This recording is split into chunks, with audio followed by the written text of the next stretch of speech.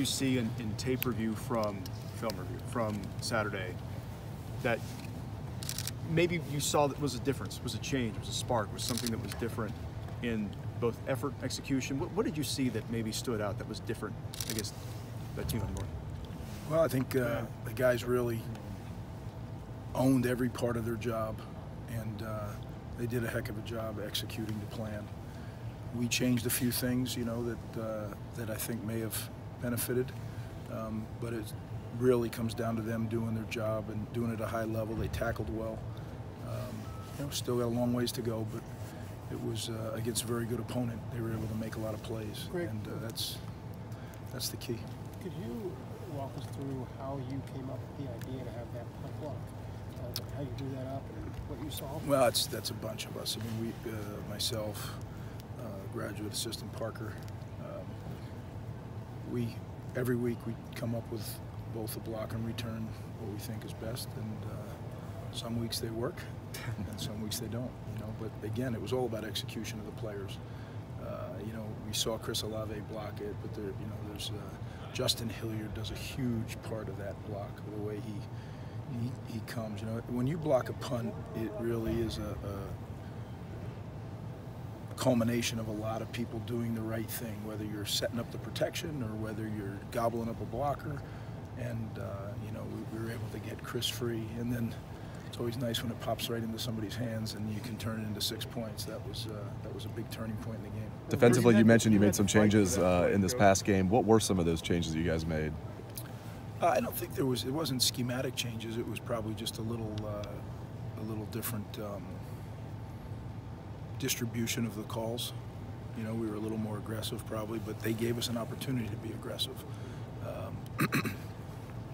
They went a lot of 2 tight end sets, which allows you to do some different things.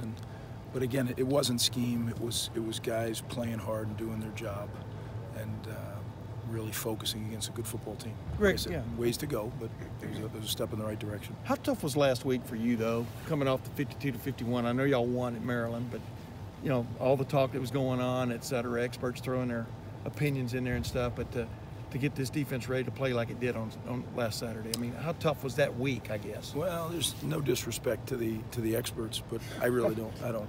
You know, after what is this, 31 years of doing this? Yeah. Some years you're a genius, some years you're a doofus, right? I don't believe either of them. Yeah. I believe you work hard, you do your job. You know, God's got a plan for all of us, and that's what we do around here.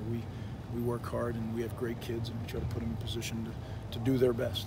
And speaking of experts, though, a lot of people think that Saturday, if y'all do win Saturday, I know you don't take it for granted, but a lot of this committee may be looking at how y'all's defense played compared to Oklahoma's defense on Saturday. I mean, is there a sense that it is coming together that y'all could have your best game Saturday? And what is that sense? You know, what do you have of it? Well, I didn't think about that, but we try to play our best game every week, and I know that sounds cliche, but we really do. I mean, we spend so much time, coaches and players alike, in each game. And you only have 12 of them, and now we're getting our 13th. You think about it, really, like it was talked about a lot. There's 364 days of preparation for that team up north game, in some way, shape, or form. I mean, more some days than others, but it's never.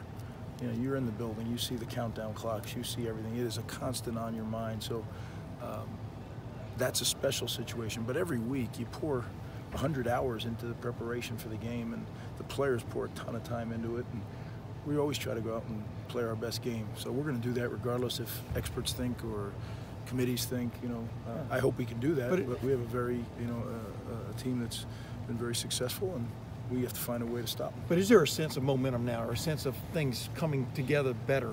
I hope so. Yeah, I hope so. I hope our players feel they went up against a very good team and performed well. But it doesn't mean anything Saturday, you know. But the momentum, I believe in momentum. I believe, guys, confidence is a big thing. Are they hard to prepare for since they've changed a little bit throughout the year, or do you feel like maybe with that running back coming on, they've sort of found an identity now? Well, I think everything starts and ends with their quarterback. Guy's got 51 straight starts. He's an NFL quarterback, so we need to make sure that we understand how that all fits into their entire offense. You know, he's a very accurate passer. He understands scheme very well. You're not going to trick him with coverages and things like that. And you know, although he's thrown 12 interceptions,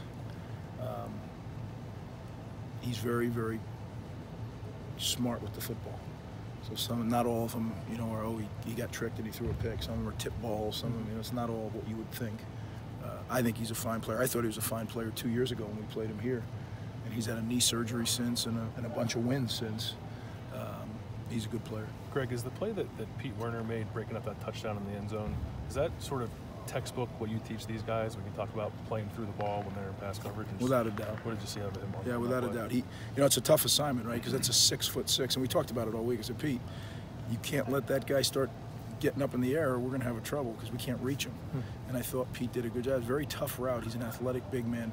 Pete ran right step for step with him, and he kind of got bodied away. You know, when you talk about big people, they really have access to the radius that they can create. And Pete really finished the play. He punched it out, and I think that was a huge play in the game. What does it do from a confidence standpoint for a player like Pete? Well, I think Pete's coming on. You know, I think Pete's I personally think Pete's season's gone like this, so I think he should have a great deal of confidence. I think Pete's one of the best football players on our team.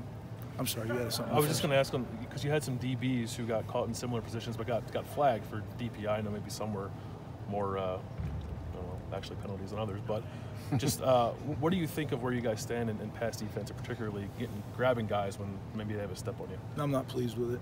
Yeah, and they were penalties. I mean, you could say they called it tight. Well, if that's the way they're going to call it, they were consistent at least. Yeah. You know, they called it tight.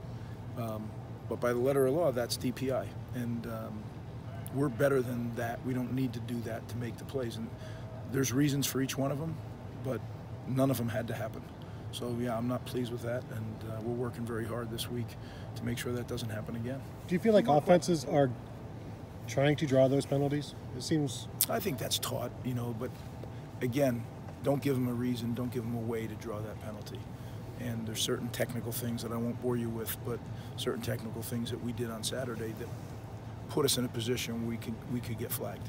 And did those just pop up out of nowhere? Because obviously you don't teach it, I would think.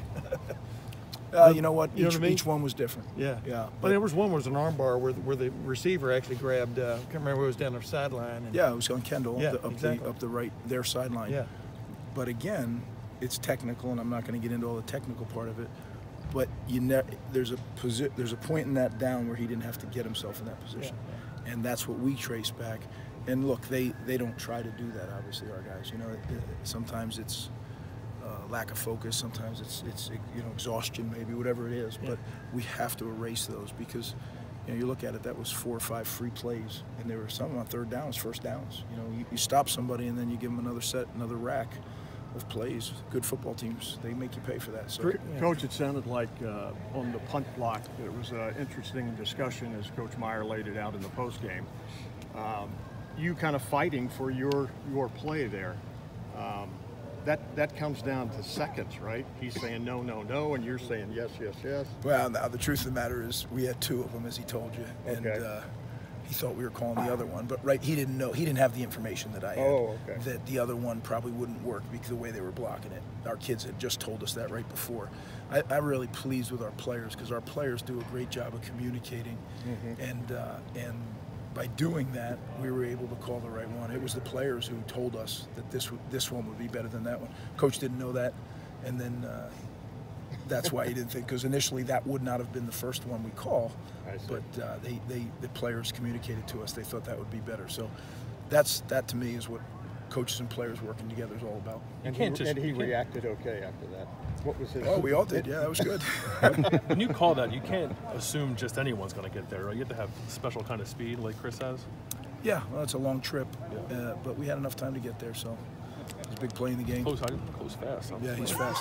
Thanks, guys. Coach, Thanks, Coach. I know that 7 was kind of on the right place, right time with that, but what kind of confidence does that build for a guy like him to get involved? He's been on special teams all year. It should, right? I mean, anytime you do something in that environment, under pressure, it should make you feel better and give you some boost. What have you seen out of him this year? He's getting better.